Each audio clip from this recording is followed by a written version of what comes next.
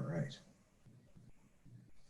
All right. So we are live, well, not live, but we're recording, and we are continuing our series of emerging leaders conversations. And so today I have with me Ashten Garrett, class of 2018 out of North Miami, right? Yes, correct. North Miami and now in Ohio?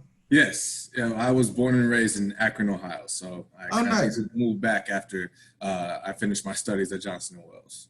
Okay. So but you went from Ohio to Miami. Mm-hmm. Out of curiosity, what made you want to go down to the Miami campus? So the initial reason why I wanted to venture off to the Miami campus was I had a certain desire to work on cruise ships. And being Miami, the port of Miami, where all the, Carnival or Royal Caribbean, what have you, those cruise ships. And I always wanted to work on a cruise ship, traveling, the networking, working with different cuisines, working with different people, learning about their cuisines. So that was one of the main driving factors. I wanted to move down to Miami and also get, a different environment and a different change of pace as well. Right. Did you get to at all while you were on? Did you intern anywhere as far as cruise line? I did not on a cruise ship. Actually, after my freshman year of at Johnson & Wales, my mindset and my mentality completely changed from the cruise ship industry. I had a chef that kind of sat me down and we did a list of, ideas and things that I wanted to things that I wanted to, attend and also accomplish, while I was in school or out of school. So, and the cruise ship didn't make the list, but I ended up, doing a lot of different other things, having the blessed ability to do some other things. So including like a study abroad, and I was able to work at the James Beard House in New York. So a lot of different things, really helped pave the way for that. Where did you go abroad? I studied in Florence, Italy at the Florence University of Arts, and I did a culinary arts, study abroad internship, if you will, or externship for 3.5 months. And I was single-handedly probably like one of the best culinary experiences I've had so far. All right. So you did, the cruise ship thing didn't pan out, but you were able to do some other stuff to fill the good. Okay, good. All right. So on that note, so again, class of 2018. Well, why don't you tell us kind of a little bit about yourself and what you're doing now? And Yeah, so like Keith just said, I graduated in culinary arts and food service management in the class of 2018 from Johnson & Wales in North Miami, Florida, summa cum laude. And I'm currently a culinary arts senior supervisor or sous chef at the Mara International in Cleveland, Ohio. So I work in the hotel industry and I've had a lot of fun. I actually started off as a Voyager, which is their manager and training program, and then was promoted to that supervisory manager role. So been around cooking my entire life. Started when I was with an easy bake oven and actually started with pots and pans in my mother's kitchen, then went to an easy bake oven and just enjoyed cooking ever since. I kind of veered off in different industries and cooking always came back to me. So something that I love to do, and I really hope I can express that passion and love with other people as well. And is it something that you say, well, I find that, things that we typically enjoy doing also kind of come natural to us. Absolutely. Maybe things that come natural to us, we end up enjoying that much more. Would you say that that's kind of the case as far as Sure. I think anything you practice at, you're going to, inherently get better at. So with me having that early exposure as a young man, even as a boy, and then my parents would send me to, culinary camps, and my high school had a vocational program for culinary. So I would spend half my day, 5 out of 7 days, cooking and trying different foods and experimenting and just working on foundational stuff, and then just kind of building up from that. So, cooking was a release point for me. A lot of chefs will say that, they have that, it's that feeling of escape where you can just go into the kitchen or go into, for athletes, it's the football field or the basketball court where they can just block everything out. So for me, it's the kitchen. I think that that's true. They call it culinary arts, and in my opinion, it is, an art form. I know the university is taking, a spin on the science and everything behind culinary in the last few years. Sure. It really does seem like an art form, and the artists and musicians and all of those that I've met or, that are friends of mine, it looks like it's a form of expression. And like you say, a form of escape of being able to dive into something, that resonates with you, more than other things. So absolutely, to hear passion from an artist, right. in whatever. Thank you. Thank you. And so, you've been, with Marriott now for a few years, and you had obviously a good experience at Johnson & Wales.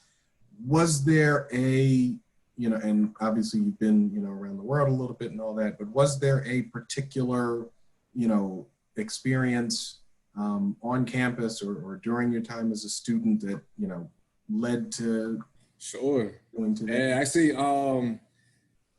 Johnson & Wales, especially, Miami, they do a tremendous job with not only the educational aspect, but also the experimental aspect, whether it's having events on premise or off premise.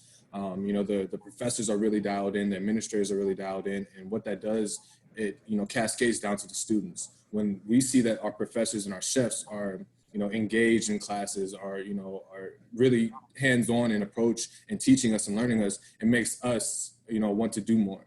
One of the greatest experiences I've had at Johnson & Wales was probably my freshman year when I volunteered for the Food Network, the Sobe Wine and Food Festival that they have every year down in, Miami, Florida, and really just being around with, the industry professionals and seeing how detailed they are and how oriented they are, and as well as organized as a young chef. And, for Johnson & Wales, like, we would pack up on a bus and then just travel up to like a hotel. I think it was a Fontainebleau, I want to say.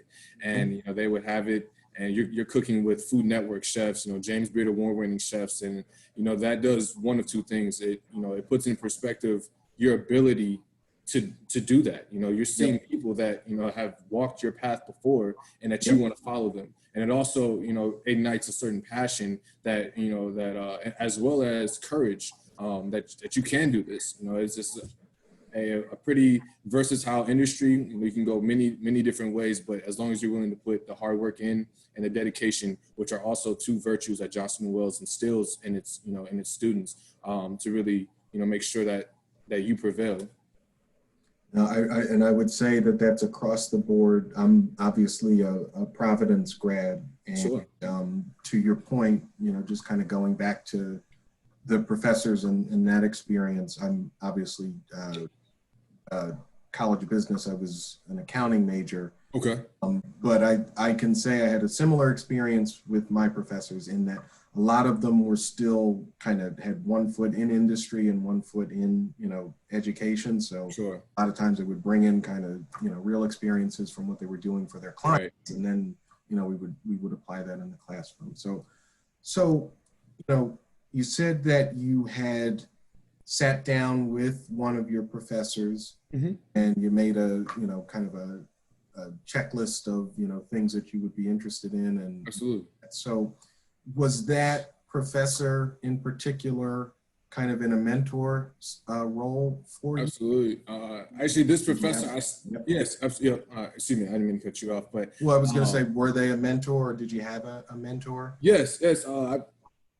One thing that this industry, especially culinary, really does is provide mentorship, because somebody knows somebody who's going to try to connect you. As long as that you're willing to exhibit, passion, hard work, especially as a young chef, they'll do their best to try to connect you. So early on, it was my job to cement a mentoring to mentee relationship, whether it was chefs at school or different chefs that I met, through organizations or affiliations. So this chef in particular, I still keep in contact with him today. He's living abroad right now, but he was an instrumental chef in my life. Really taught me the hard lessons, outside of the classroom, what it's like to actually be a chef, thinking 2 or 3 steps ahead and, not always following the rules, be willing to take that risk and really venture off. But I guess my closest mentor, if you will, is Chef Stephen Beatty. He's a Food Network award-winning chef. I met him at an organization called the American Culinary Federation, and he's just been by my side in my corner. He's been extremely instrumental in my growth, and one of the reasons why I was able to get on the Food Network was because of his willingness to foster my growth and really help me out. So if he's watching this, or if he does watch this, kudos to you, Chef. Thank you so much. So tell us a little bit about, you know, any advice or you know, interesting information or kind of a big, you know, light bulb type of moment that you had with that particular mentor. Sure. Chef Steve, man, he's a jack of all trades. So, you know, he'll really break down some things to you. I remember one of our first meetings over the phone, I should say. We were like a 2-hour conversation. This was actually before my study abroad. And he told me something that always resonated with me. He said, Ashten, you know, the grass doesn't always have to be greener if you focus on watering. I'm sorry, the grass doesn't have to be greener on the other side if you focus on watering yours.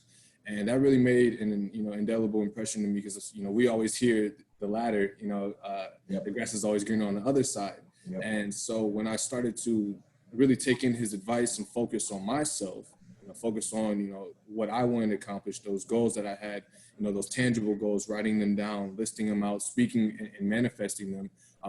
I saw different things come into my life, whether it was other mentorship or other young chefs, you know, and we're teaming up and accomplishing our projects and goals. So really that resonated with me because you can take that information and advice and apply it to different aspects way out, you know, for the outreach than just your profession. You know, they can tap into your personal life, you know, your career, if you will, you know, spiritual, mental, whatever. So for him to say that to me, especially as a young age, you know, right before I was leaving for one of the biggest culinary experiences up to date, you know, for me. So it was really great advice. No, I love that quote. And just to your point about speaking things into existence, claiming it is what my family calls it. You claim Absolutely. It, you speak it into existence, or you speak life over it. Or in my case, write it down, you know, and post it somewhere where you can see it, or that you can look at it every day and keep, you know, just keep it in mind. Exactly. So I love that quote, but I also see that you're a Denzel fan. You have a quote. Yes. By too. Yep. Yeah, that's Denzel. Oh my gosh. Denzel Washington to class. Yes, I'm sorry. Yes. Denzel Washington. A huge supporter, admirer of all his movies. I don't think there's, me personally, I don't think there's, you know, a more paramount actor, especially of color, that has, you know, just achieved so many different things and set the stage for so many other people. You know, he set that bar. And, you know, like, while people are trying to attain it in their own right, they're setting the bar for themselves in different instances. So, you know, I really just admire his, you know, consistency, determination, passion. And I believe one of my favorite quotes that he said, it was at I watched, you know, his YouTube videos and podcasts and things like that. He said at a graduation ceremony, he said, without commitment, you know, you'll never start. But more importantly, without consistency, you'll never finish. I believe that's how the quote reads. So again, you know, information that makes an indelible impression on my life, just to keep on going. Because, you know, this is a hard world. It's a changing, you know, world. We have to evolve with it, you know, face adversity head on. And, you know, if you don't have, you know, sort of things within your mentality to build that foundation, you know, not to say that you're going to fail, but, you know, you're going to have a harder time trying to overcome those things. So really just tapping into a video, you know, from one of my favorite actors, and hearing his words and speaking his words into my life has definitely helped me out. Absolutely.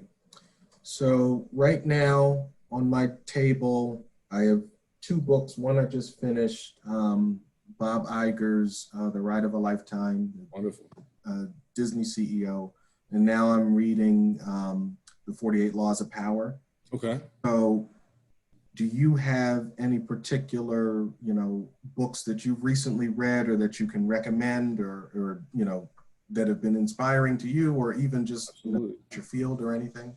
Currently, I'm reading Notes to a Young Black Chef by Chef Kwame Onwuachi. And I'm also reading Letters to a Young Chef by Chef Daniel Boulud. I've actually read that twice already. I'm kind of just going back in just to, you know, reread it. And I a very great book that I love to read. Also, my mentor kind of passed it down to me. Excuse me, one of my mentors passed it down to me. It's by Ogmandino.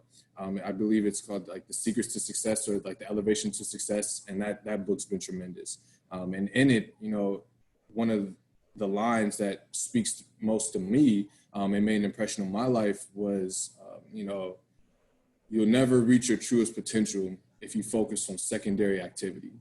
Basically going back to that quote that Chef Steve told me, you know, if you don't focus on yourself and your true goals, you know, you're never going to reach your potential. So learning how to, you know, say no to different things and self-disciplining, you know, yourself, especially as a chef, you know, where we get bombarded with distractions and interruptions from a day to day, really just clearing that out, keeping a focused mind and a clear mind on what we want to attain. So those books, you know, I've been able to read, you know, countless others, you know, throughout my journey, and I plan to read more. Right. And then lastly, you know, so we were obviously tossing around some quotes and you know, advice. And one of the things I think that you mentioned, your experience with your own mentor, or no, when you were talking about Denzel, how he's helped to kind of set the table for a lot of other, you know, men and women in his business and just in general. And I do think so that's, we're calling this emerging leaders. I do think that is a role that we play for, you know, upcoming graduates from Johnson & Wales and future graduates and students and fellow alumni that are entering, you know, their respective industries or looking at different opportunities. So not just setting the table or giving advice, but, you know, helping to provide opportunities as we can, even just by what we're doing now. Networking and you know, trying to build some relationships with a common thread that we've all, you know, went to the same school, which is kind of to keep in mind. But on that note, you know, do you have any advice, you know, that has either been given to you or that you might have given to someone else that could be useful to fellow graduates or upcoming graduates, anybody? Sure. Actually, one of the greatest pieces of advice I received from a fellow graduate, someone, I was coming in my freshman year, he graduated, you know, heading into my sophomore year. He said, Ashten, really extremely simple. I'm thinking he's going to say something, you know, more elaborate, but he said, if it's hard, do it hard. And you know, that also made an impression on me, because I'm thinking like, man, like, what does that mean? And when I got through the coursework and, you know, understanding different things, you know, throughout that journey, I understood that, you know, where it's like, don't cut any corners. You know, there's going to be times where, you know, you're not going to feel your best, you know, when you wake up and you don't want to go to class, or you don't want to go to work, or you don't want to finish that project. So he said, you know, if it's hard, do it hard. You know, the result that you'll be able to receive from that will far outweigh anything than you going through the easy process. You know, easy comes, easy goes. So, you know, for him to say that, you know, me heading into my sophomore year, which was, you know, like kind of my more difficult year, you know, really set the stage for that. But also to fellow alumni, really just chase your dreams. You know, I know that's hard, easier said than done, but you know, if you don't go after yours, and you potentially might spend a lifetime living for somebody else's. You know, seek great mentorship, you know, follow, you know, the path, study the greats to become greater, really just follow your dreams. You know, again, it may not represent itself right away, but the reward will definitely come into fruition. And just, you know, support those who have always supported you. And I guess my best piece of advice, more of a comedy relief, is never go to the grocery store hungry. You'll have a lot of problems if you do. So yeah, I'm guilty of that. Oh, okay. That, and I end up in the prepared foods aisle right after they put all the prepared foods out, and end up from the buffet as opposed to getting the stuff that I was supposed to cook that night and all that. But okay, that is great advice. Yes, yeah. So yeah, I've had a lot of tough experiences early on. Yeah, like going to the grocery store and just eating something I know I shouldn't have. So yeah, but yeah, you live and you learn. Absolutely. When you know better, you do better. And exactly. About following your dreams, I would echo that and add to it. Who was it? Henry David Thoreau said, to go confidently in the direction of your dreams. So don't just follow them, but go confidently in the direction. Wonderful. So awesome. Ashten, thank you so much. Marquise, it was a pleasure. Thank you so much for having me.